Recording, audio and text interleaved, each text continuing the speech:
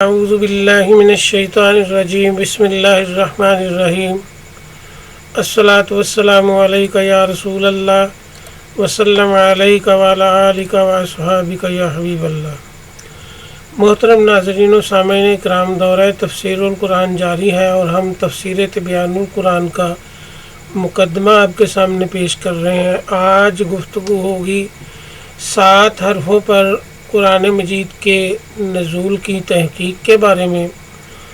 اور قرآن مجید کے حروف، سورتوں اور آیتوں کی تعداد کے بارے میں۔ ویڈیو کا آغاز کرنے سے پہلے میری آپ سے یہ گزارش ہے کہ میرے چینل کو سبسکرائب کر دیں، ویڈیو کو لائک اور شیئر ضرور کیا کریں اور کمنٹ سیکشن میں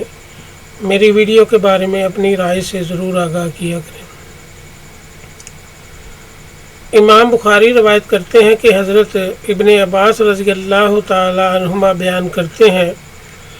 کہ رسول اللہ صلی اللہ علیہ وسلم نے فرمایا کہ جبرائیل علیہ السلام نے مجھے ایک حرف پر قرآن پڑھایا، میں نے ان سے رجوع کیا اور مسلسل زیادتی طلب کرتا رہا اور وہ حروف زیادہ کرتے رہے حتیٰ کہ 7 حرفوں پر انتہا ہو گئی۔ امام بخاری نے حضرت عمر سے ایک طویل حدیث روایت کی ہے جس میں کچھ اس طرح ہے کہ رسول اللہ صلی اللہ علیہ وسلم نے فرمایا کہ یہ قرآن 7 حرفوں پر نازل ہوا ہے، جو حرف تم کو آسان لگے اس پر قرآن پڑھو۔ یہ دونوں احادیث صحیح بخاری کی ہیں۔ علامہ قرطبی مالکی لکھتے ہیں کہ علماء کا اس میں اختلاف ہے کہ 7 حرفوں سے کیا مراد ہے۔ ابو حاتم محمد بن حبان بستی نے اس مسئلہ میں علماء کی 35 اقوال ذکر کیے ہیں۔ ہم ان میں سے 5 اقوال کا مختصر اختصار کے ساتھ ذکر آپ کے سامنے کریں گے۔ نمبر 1 قول یہ ہے کہ اکثر اہل علم مثلاً سفیان بن عیینہ، عبداللہ بن وہب، ابن جریر طبری، ابو جعفر طحاوی وغیرہ کا یہ نظریہ ہے کہ 7 حرفوں سے مراد 7 مختلف الفاظ سے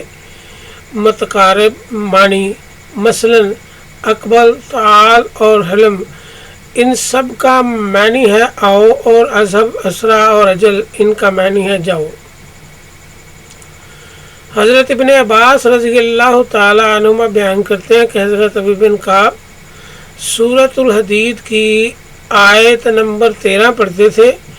اور حضرت ابی بن کعب سورہ بقرہ کی آیت نمبر 20 میں مروا فیہ اور ساوا فیہ پڑھتے تھے، اور صحیح بخاری اور صحیح مسلم میں ہے کہ ان تمام حروف کا معنی واحد ہے اور ان میں حلال اور حرام کا کوئی فرق نہیں ہے۔ امام طحاوی نے کہا ہے کہ ان حروف میں پڑھنے کی لوگوں کو اس لیے اجازت دی گئی تھی کہ وہ اپنی لغت کے علاوہ دوسری لغت پر پڑھنے سے عاجز تھے، کیونکہ ما سوا چند کے وہ سب ان پڑھ لوگ تھے اور دوسروں کی لغت پر پڑھنے سے ان کو دشواری ہوتی تھی۔ اس لیے جب معنی واحد ہو تو ان کو اختلاف الفاظ کی اجازت دی گئی۔ حافظ ابن عبد البر نے کہا ہے کہ اس سے معلوم ہوا کہ 7 حروف میں پڑھنے کی اجازت اس خاص وقت میں ضرورت کی بنا پر تھی۔ جب یہ ضرورت ختم ہو گئی تو 7 حروف میں پڑھنے کی اجازت ہی ختم ہو گئی اور اب صرف ایک حرف پر قرآن مجید پڑھنے کی اجازت ہے، جس حرف پر ابتدا میں قرآن مجید نازل ہوا تھا۔ نمبر 2 قول یہ ہے کہ ایک قوم نے کہا کہ 7 حرفوں سے مراد عرب کی 7 لغات ہیں، اور اس کا معنی یہ نہیں ہے کہ ایک لفظ کو 7 لغات پر پڑھا جائے، بلکہ یہ 7 لغات قرآن مجید میں متفرق ہیں۔ بعض آیات لغت قریش پر ہیں اور بعض لغت مختلف عرب کے طرز لہجہ پر ہیں۔ بعض لغت یمن پر ہیں۔ علامہ خطابی نے کہا ہے کہ عبد الطاغوت کو 7 لغات پر پڑھایا گیا ہے۔ ان کی مراد یہ ہے کہ بعض آیات کو 7 لغات پر پڑھایا گیا اور ہر آیت اس طرح نہیں ہے۔ ابو عبیدہ اور ابن عطیہ کا یہی مختار ہے، اور ابو عبیدہ نے اس پر اس حدیث سے استدلال کیا ہے کہ صحیح بخاری میں ہے کہ حضرت انس بیان کرتے ہیں کہ جب حضرت عثمان نے صحابہ کی ایک جماعت کو مصحف لکھے اور فرمایا جب تمہارا اور زید کا اختلاف ہو تو اس لفظ کو لغت قریش پر لکھنا۔ قاضی ابن طیب اور حافظ ابن عبد البر نے یہ کہا ہے کہ جس کا یہ قول ہے کہ قرآن مجید لغت قریش پر نازل ہوا، اس کا مطلب یہ ہے کہ قرآن مجید کا اکثر حصہ لغت قریش پر نازل ہوا ہے، کیونکہ اس میں بعض الفاظ جو ہیں وہ دوسری لغات پر بھی ہیں۔ تو تیسرا قول یہ ہے کہ ایک قوم نے یہ کہا کہ یہ 7 لغات مضر ہیں، کیونکہ حضرت عثمان نے کہا کہ قرآن لغت مضر پر نازل ہوا ہے اور مضر قبیلہ ہے، قریش کا ایک قبیلہ ہے مضر، اور انہوں نے یہ کہا کہ قریش کا نانا اسد، حذیل، تمیم، ضبا اور قیس یہ سب مضر کا قبائل ہیں، اور یہ 7 لغات انہی مراتب پر ہیں۔ البتہ مضر نے بعض شواذ بھی ہیں، کیونکہ قیس میں مؤنث کی ضمیر خطاب میں کاف کی جگہ شین وہ لاتے ہیں، اور جعل ربو کی تحت کی سریہ سورہ مریم کی آیت نمبر 24 کو کچھ اس طرح پڑھتے ہیں کہ جعل ربش، یعنی ربو کی بجائے ربش کا استعمال کرتے ہیں، اور تمیم الناس کو اور النات اور القیاس کو اقیات پڑھتے ہیں، یعنی ان کا جو انداز تخاطب ہے وہ حروف کو آپس میں تبدیل کر دیتا ہے۔ تو قرآن مجید کو اس طرح پڑھنا جائز نہیں ہے، کیونکہ وہ بے شمار معنی تبدیل ہو سکتے ہیں۔ تو چوتھا قول یہ ہے کہ 7 حروف سے مراد 7 قرات ہیں۔ صاحب دلائل اور قاضی ابن طیب نے کہا ہے کہ ہم نے اختلاف قرات میں تتبع کیا تو یہ 7 ہیں۔ حافظ ابن حجر نے کہا ہے کہ اس سے مراد یہ نہیں ہے کہ ہر کلمہ اور ہر آیت میں 7 قرات جاری ہوتی ہیں، بلکہ اس سے مراد یہ ہے کہ ایک کلمہ میں قرات کی زیادہ سے زیادہ 7 وجوہ ہیں۔ اگر یہ اعتراض کیا جائے کہ بعض کلمات میں 7 سے زیادہ وجوہ قرات ہیں، تو اس کا جواب یہ ہے کہ اکثر اور غالب کلمات میں 7 سے زیادہ قرات نہیں ہیں۔ تو اس اختلاف قرات کی کچھ وجوہات یہ ہیں کہ حرکت متغیر ہو اور صورت اور معنی متغیر نہ ہو، مثلا ولا گدار کاتبہ ولا شہیدہ پر زبر ہو یا پیش ہو، اور دوسری جو ہے اختلاف کی قرات کی وجہ وہ ہے صیغہ کا تغیر، تیسری وجہ ہے نقطہ کا تغیر، چوتھی وجہ ہے مخرج کے تلفظ کے مخرج میں لہجے کا فرق، یعنی کہ قرات کا فرق، تقدیم اور تاخیر کا فرق، اور پھر زیادتی اور کمی کے ساتھ تغیر، مثلا حضرت ابن مسعود اور حضرت ابن دردہ کی قرات میں کچھ کمی کی مثال ہے، اور حضرت ابن مسعود کی قرات میں کچھ اضافہ ہے۔ اسی طرح اگلی وجہ یہ ہے کہ ایک کلمہ کو دوسرے مترادف کلمہ کے ساتھ بدلنا، مثلا مشہور قرات میں ہے کہ کل اہن المنفوش، اور حضرت ابن مسعود اور حضرت سعید بن جبیر کی قرات میں ہے کل سوف المنفوش، یعنی جو ہے مشہور قرات اس میں کالہن المنفوش ہے، اور جو حضرت ابن مسعود اور سعید بن جبیر کی جو قرات ہے اس میں کل سوف المنفوش ہے۔ تو پانچویں جو ہے قول آیات اس کی قرات کی اور حروف کی تحقیق کا، تو 7 حرفوں سے مراد قرآن مجید کی 7 معنی ہے، اور یہ وہ ہے امر، نہی، وعد، وعید، قصص، مجادلہ اور امثال۔ ابن عطیہ نے کہا کہ یہ قول ضعیف ہے کیونکہ ان عنوانات کو حروف نہیں کہتے، نیز ان پر اجماع ہے کہ حلال حرام اور کسی معنی کے تغیر میں وسعت کی گنجائش نہیں ہے۔ تو عزیزان محترم، یہ مکمل تحقیق اور مکمل اقوال اور قرات کی آپ کے سامنے رکھ دیا ہم نے، جو 7 قرات اور 7 حروف کا معاملہ ہے۔ تو لیکن اب یہ معاملہ نہیں ہے، اب آپ کے سامنے ہم نے تحقیق رکھی ہے، تو اب چونکہ اعرابات اور نکات لگ چکے ہیں قرآن پاک پہ، تو اب عجم میں قرآن پاک کا اعرابات اور نکات سے پڑھنا جو ہے وہ ہر غلط فہمی سے بالاتر ہے، اور اس میں کسی قسم کی اب کوئی غلط فہمی نہیں رہی ہے کہ جس سے عجم میں یا عرب کے کسی علاقے کو کوئی ہو، کیونکہ اب عرب کے بھی بے شمار علاقوں میں اعرابات کے ساتھ قرآن پاک کو پڑھا جاتا ہے۔ وہ ویسے تو اعرابات کے ساتھ ہی پڑھتے ہیں، مگر اب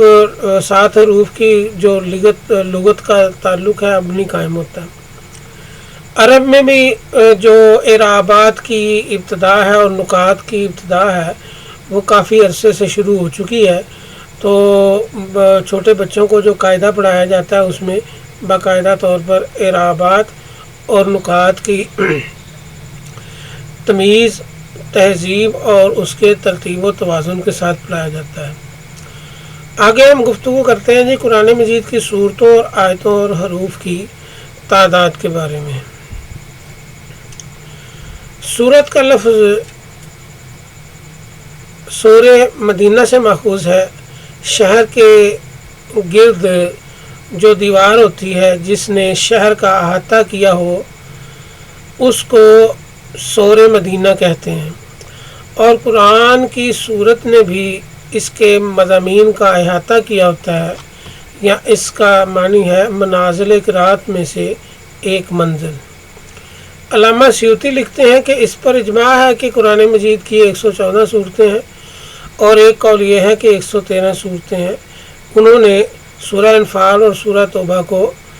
ایک صورت قرار دیا، یعنی کمی نہیں کی، ایک صورت قرار دی۔ تو آیت کا لغوی معنی علامت ہے، اور اس کی اصطلاح تعریف میں کچھ یہ ہے کہ قرآن مجید کا ایک طائفہ یعنی مجموعہ جو ما قبل اور ما بعد سے منقطع ہو۔ ایک قول یہ ہے کہ آیت کسی صورت کا ایک حصہ ہے، اور ایک قول یہ ہے کہ آیت ایک کلام کے ما قبل اور ما بعد سے منقطع ہونے کی علامت ہے۔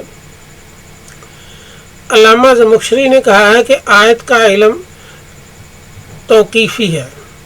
اس میں قیاس کی مجال نہیں ہے۔ یہی وجہ ہے کہ الف لام میم جس صورت میں بھی آئے اس کو ایک آیت شمار کیا جاتا ہے، اور الف لام میم صاد کو بھی ایک آیت شمار کیا جاتا ہے۔ تو اسی طرح الف لام را اور الف لام میم را کو ایک آیت نہیں شمار کیا جاتا، ہا میم یاسین اور تاہا کو ایک آیت شمار کیا جاتا ہے، اور تا سین کو ایک آیت شمار نہیں کیا جاتا۔ آیت کو شمار کرنا بہت مشکل اور دقیق کام ہے، اور اس کی وجہ یہ ہے کہ نبی صلی اللہ علیہ وسلم آیت کی طرف پر وقف فرماتے تھے، اور بعض اوقات 2 آیتوں کو ملا کر پڑھتے تھے، جس سے سننے والا یہ گمان کرتا ہے کہ یہ ایک آیت ہے۔ حضرت ابن عباس رضی اللہ تعالیٰ عنہما بیان کرتے ہیں کہ قرآن مجید کی کل آیات کی تعداد 6616 ہے، اور قرآن مجید میں کل 3,23,671 حروف ہیں۔ علامہ دانی نے کہا ہے کہ اس پر اجماع ہے کہ قرآن مجید میں 6000 آیات ہیں۔ پھر اس کے بعد اختلاف ہے، بعض نے کہا ہے کہ اس سے زائد نہیں ہے، بعض نے کہا ہے کہ 204 زائد ہیں، اور بعض نے کہا ہے 14 زائد ہیں، بعض نے 19 کہا ہے، بعض نے 25 कहा और बाज़ ने 36 कहा है। बाज़ मुहक्किकीन की राय है कि कुल आयात की तादाद जो है वो 6236 है। तो अज़ीज़ान मोहतरम, आयात की तादाद में ये इख्तिलाफ का होना कोई कतई या असूली मसला नहीं है कि जिस पर इतनी सिरे हासिल बहस की जाए।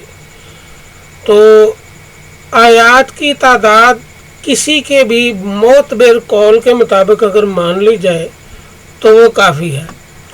अगर आप खुद से आयात लिखने बैठे तो इस मामले में इब्तदाई तहकीक जो कि हज़रत आयशा सिद्दीक़ा रज़ियल्लाहु ताला अन्हा से बेशुमार अहादीस मुबारका, जैसे कि हमने पीछे सूरह फातिहा के बारे में भी अहादीस मुबारका हज़रत आयशा से रवायत करदा आपके सामने पेश की, तो उम्मुल मोमिनीन की जो रवायात हैं या दीगर जो असहाब की जो रवायात हैं उसमें ये सहाबा इकराम रिज़वानुल्लाह ताला अलैहिम अजमाइन की मेहनत को, उनके अक़वाल को मद्देनज़र रखते हुए मुहक्किकीन ने, मुफस्सिरीन और मुहद्दिसीन ने आयात की तादाद को वाज़े किया। तो आप किसी के भी एक कौल को लेकर तो उसको मान सकते हैं। ये कोई असूली मसला नहीं है कि जिस पर कोई बहस की जाए या ज़िद की जाए या किसी से इख्तिलाफ किया जाए। आयात की तादाद के बारे में ज़्यादातर रुझान ये है कि जिस जगह पे नबी अकरम सल्लल्लाहु अलैहि वसल्लम कसरत के साथ वक़्फ़ फरमाते थे, रुकते थे, तो उसको वहाँ पर आयत को डाल दिया जाता था। एक तौजीह। दूसरी तौजीह ये है कि आयत में जुमले की तकमील, जैसे कि हम दोनारे तकरीर, जब कोई मुकर्रर तकरीर करता है या कोई लेक्चरार जब लेक्चर देता है तो नॉर्मल बोलने से हटके उनके अल्फाजात में एक तरतीब व तवाज़ुन होता है। तो उस तरतीब में एक सांस में जितना जुमला बोला जाता है और वो जुमला अपने मानी व मफ़हूम और महल्ले वक़ू को, गुफ्तगू के जो ज़ुबान में अदा हो रहे हैं उस गुफ्तगू के अंदाज़ को जिस जगह पे मुकम्मल कर लिया जाता है उसे वक़्फ़ कहते हैं। और कुरान पाक भी इसी ही इस्तिलाह पर, इसी ही नुक्ता निगाह से जो वक़्फ़ लगाए गए और जो एराबात लगाए गए और जो आयात दर्ज की गई हैं वो भी इसी तरतीब से हैं। तो लिहाजा इसमें कोई हर्ज वाली बात नहीं है कि कोई कितनी भी तादाद अगर मुसद्दका रवायात से कोई मान ले तो इसमें कोई हर्ज वाली बात नहीं है। इसकी कमी बेशी पे कोई बहस हासिल नहीं है। तो अज़ीज़ान मोहतरम, अल्लाह तबारक व तआला मेरा और आपका हामी व नासिर हो और अल्लाह तबारक व तआला मुझे और आपको अपनी मार्फत और अपने महबूब की पक्की और सच्ची मोहब्बत अता फरमाए। वाखिर व दावाना अनिल हम्दुलिल्लाहि रब्बिल आलमीन।